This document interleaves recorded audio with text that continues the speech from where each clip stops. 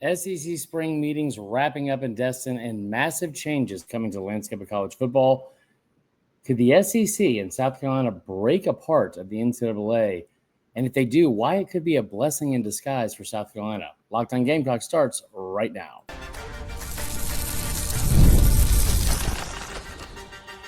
You are Locked on Gamecocks, your daily podcast on the South Carolina Gamecocks, part of the Locked on Podcast Network, your team every day. What's up, guys? Welcome into Locked on Gamecocks. I'm your host, Chris Marler. Hope everyone's having a fantastic Thursday or Friday morning whenever you're listening to this. Thank you for everyone who makes Locked on Gamecocks your first listen each and every day. Shout out to our everydayers.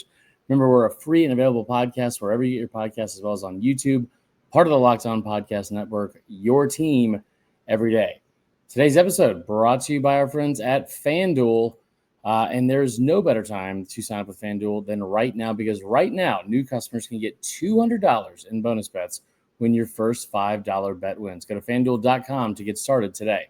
All right, so we're going to get started right now with a crazy week. I feel like nothing really shocks me anymore in the world of college football in terms of all of the chaotic change and never-ending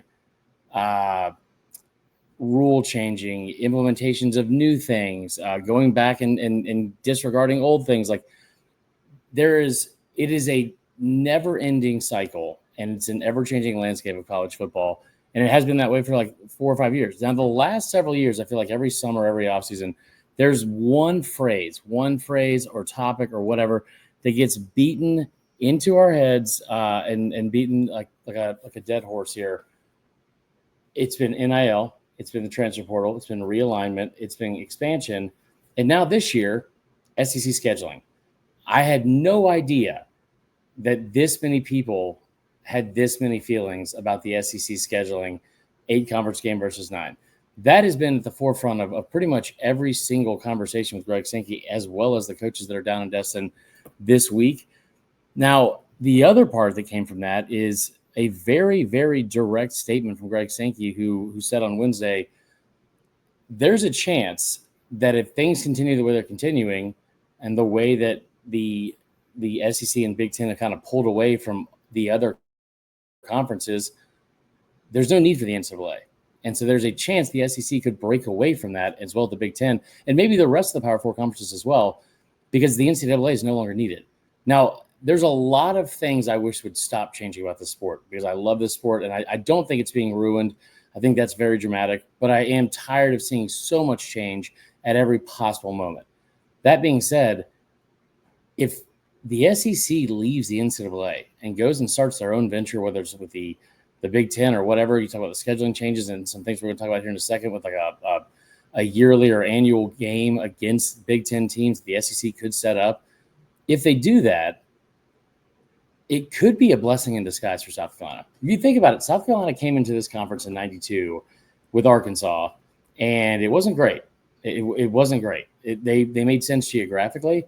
However, they were not super competitive early on. It was awesome watching Tannehill, even when I was 5 and 6 years old, but not super competitive early on. Took a while to get going and get out of like the bottom part of the standings over there in the SEC East. You think about how quickly the schedule stuff and the perception of the SEC has changed over the last 2 years. The SEC has dominated college football for 20 years. Prior to 2023, they had won 13 of the last 17 national titles and played in 16 of 17, including 3 games where they had an SEC versus SEC team facing off in the Natty. That's just in football. We see it in other sports too. But over the last 2 years, since they did not even play in the national championship, let alone win one, the perception of the SEC is that they are inflated, overrated, and not nearly as good now that the playing field has been leveled because of NIL. I personally think that's a load of crap. But the fact that in just 2 years, that has become the perception in comparison to what was perceived of this conference and what people thought about this brand, and especially not just the media, but other fans and other conferences like that, like year in, year out, the most competitive, the toughest schedule, the toughest conference, the toughest players, the most players drafted, all those things. And it took not winning a national championship 2 years in a row. By the way, losing in the final minutes of the college football playoff semifinals 2 years in a row. Apparently that means that like the entire conference has gone to blank and just down the toilet. But if that's the case, what you're seeing Sankey do now is make sure that what happened last year with the committee and only getting 3 teams in never happens again. I personally don't love that. I was very frustrated last year with South Carolina not getting in. I thought they deserved to.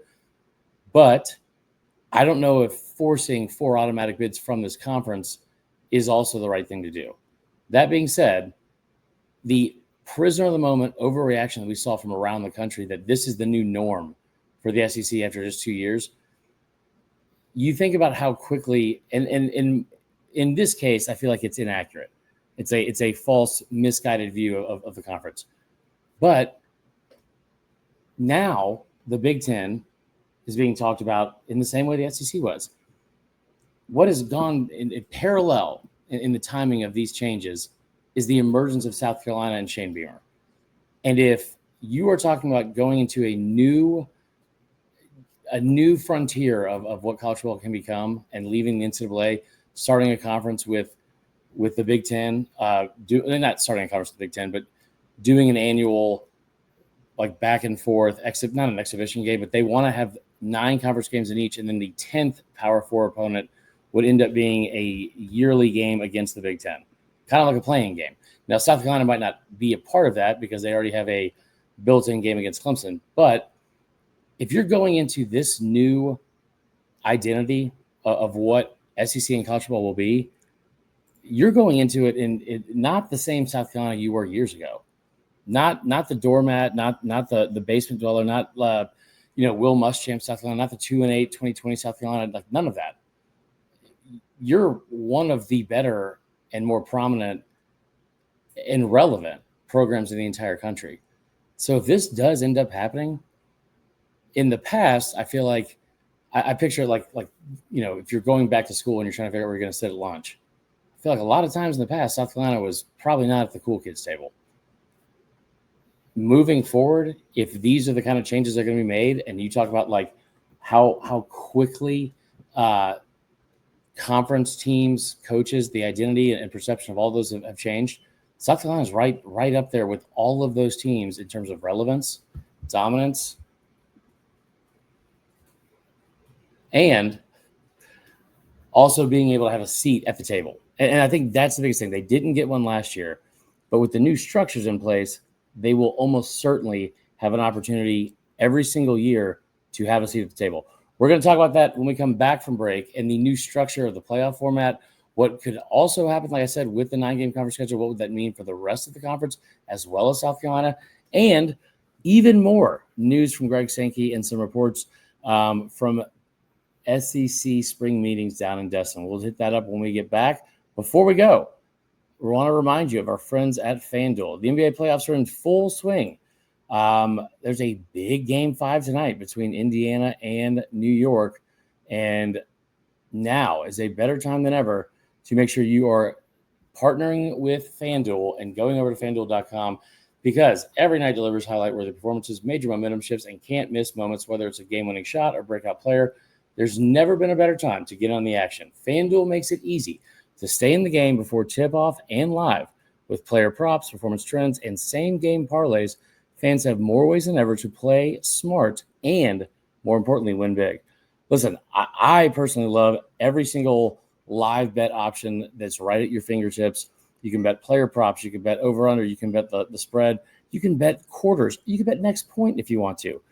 I'm also going to do a very, very strong look into the college baseball and regional odds this weekend as well. All of that is available to you at FanDuel. Make sure you're checking them out today. And when you sign up for new customers, it's the perfect time, because if you head to FanDuel.com, place your first $5 bet, and if it wins, you will get $200 in bonus bets. Make every moment more with FanDuel, the official sports betting partner of the NBA.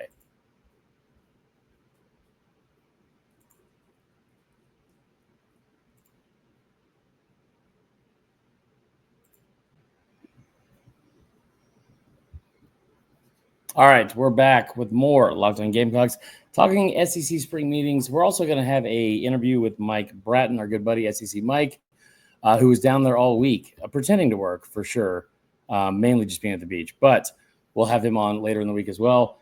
Let's get into what we talked about a little bit before the break, and that is the new college football play. Like the moving pieces to this entire thing are one of the main reasons why this has been so difficult to make an actual decision on whether you're going to go to 8 or 9 games. Now, listen, I've said this before, and I'll say it again.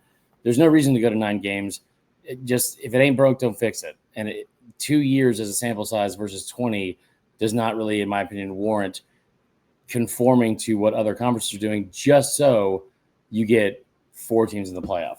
I mean, you're bartering is basically what you're doing. You're making a trade for a 9-game conference schedule, but you're ensuring the fact that you are going to get at least 4 teams in the playoff every single year, and your conference will have 25% of the participants in a 16-game playoff. Now, the format itself has not been finalized, and it's not expected to be finalized until December 1st. Why that's an issue is, keep in mind, when Texas and OU officially became a part of this conference, they only put out a 2-year schedule instead of multi-years where you see like they used to do with the 12 and 14 teams, where you'd rotate and go from where you were going to be playing. You try to get at least everyone to try to play each other at least once in every 4 years. This time you only did a 2-year, very odd, like mirrored schedule back to back. So like you're going to be playing the same teams in 2024 as you would in 2025, or I'm sorry, 2024 as 2025. It was based off of like win-loss records over the last 5 or 10 years. So some of the teams that performed poorly got easier schedules. That's what Texas did. But they never figured out what to do beyond 2025. We're less than 100 days from the season, and they have not figured this out yet. The administrators and athletic department or athletic directors at SEC schools, they want this finalized and figured out by week 1, because you got to start planning and you got to start figuring it out. So what Sankey has done is essentially try to delay until there is a clear path or a clear decision that the College Football Playoff Committee makes about what the new format will be. Now, the 2 options they have told or they've gone over for the playoff, they are almost certainly going to expand to 16 teams. When they do that, what Sankey and the Big Ten Commissioner Peretti want is a 4-4-2-2-1 model, where you have 4 automatic bids for the Big Ten and SEC, 2 automatic bids for the ACC and Big 12, 1 automatic bid for a Group of 5 school, and then 3 at-large bids. That's what he wants. That's what both commissioners wants. In this day and age of college football, almost never do you see a universal agreement on, especially with something that's bringing about change to the sport. But the other model and other format that they have potentially brought up using is a 5+11 model. And coaches from all 4 major conferences, the SEC, ACC, Big 12, Big 10, have all agreed that's what they want. 5+11, that means you're going to have 5 automatic bids, 4 from the Power 4 conferences, then you'll have 1 Group of 5 school, and then you'll have 11 at-large bids that will be based solely off the ranking from the College Football Playoff Committee. That way you don't have any crazy, weird crap like last year where you have like Boise's the 9th-ranked team, but they're the 3 seed in the actual playoff. So the only thing hindering that being finalized, because everyone's agreed on it, is it is completely contingent on the fact that the SEC will have to go to 9-game conference schedule. So all of that's been laid out. There's a little bit more risk for the SEC with the 5+11 model that they could adopt. I say that because we saw what happened last year. Also, if you take a look back, just zoom out a little bit over the last several years, last decade plus, multiple years, I think it's between 4 and 5 of the last 10 years, you would have seen at least 4, sometimes 5, sometimes 6 SEC teams that would have made that type of model and that type of format. 2012 is a good example. 2012 is the year that I think A&M beat Alabama, then Alabama beat Georgia in the SEC championship game, and then played Notre Dame in the national championship. There were at least 5 teams in the SEC that year that could have beaten Notre Dame. South Carolina was one of them. So in this model, it's based off of where you finish in the regular season, and you will not see a team that's ranked ahead of Clemson and beat them on their own field being left out in the cold. I like this. I like this a lot for South Carolina, for one. I think it makes more sense than anything, right? I never thought I would say this, but it will devalue the SEC championship game in Atlanta, but it opens the door for a lot of new opportunities and potential play-in games that the SEC could unveil. And what I mean by that is we have seen the SEC championship being played in the first week of December or whatever at the end of the season every year for the last 33 years since 92. It was in Birmingham the first 2 years, and then it's been in Atlanta ever since. We have also seen the deterioration of the value and relevance of that game when you see teams that lose and still get in the playoff, or like you saw last year, Texas lose to a backup quarterback and still get a top four, still finish ranked in the top four. What you would see is instead of 1 versus 2, that weekend would then shift to multiple games that would be play-in games. So essentially you would have, instead of a 1 versus 2, the top 2 teams in the conference playing for the conference championship, you would declare a winner in the regular season, like a lot of conferences do. Then you would have 3 play 6 and 4 play 5. So last year it would be Tennessee versus South Carolina and Alabama and LSU. The winner of those games would then go to the college football playoff. I love that. It's the main reason I love that is because it gives it gives what we all want, like what SEC fans want, and it gives exactly what non-SEC fans want, which is basically, listen, there's no more complaining. Like you play your schedule, you can make your schedule regardless. This game, not what you did in week 13 against Mercer, or not what you did in a quality win versus a bad loss. You win this game and you're in. So it kind of eliminates the back and forth and the never-ending talking in circles that fans and media alike have started doing over whether 8 games is as tough as 9, depending on what conference you're in. So I personally love it. I think it's a great deal for South Carolina if they do go to that. Like I said earlier, I think that a fresh start with where this program is right now, I think it's a blessing in disguise. I really do. And that maybe I'm completely wrong about that. But it feels like in the past, you would have seen situations where South Carolina would, be an afterthought. Like, you think about the moments this program's had, the biggest moments outside of 11 through 13. Probably the win over Ohio State in the Outback Bowl or Capital One Bowl, whatever it was in 2001, Ryan Brewer, right? Obviously the Clowney game against Michigan. Most of the moments they have had have been strictly as an underdog, like 2010 versus Bama with Stephen Garcia, 2019 against Georgia. I mean, that's the only loss that Georgia's had at home in the last 6 years, and it's a 4-8 South Carolina. There have been moments in the sun for this program. However, the staying power is something that has completely eluded them for a long time, and it's not anymore. It's not. So, fresh start, new format. I don't know if I love it for the conference. I do know that I love it for South Carolina moving forward where the program's headed. So that is all for today's episode. Make sure you are tuning in tomorrow.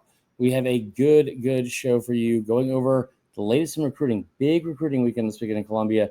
Several big key visitors coming to town for the first part of summer. This is where things usually get going recruiting-wise and reeling off several commits in a row. So we will talk about that on tomorrow's episode. Until then, go Cox.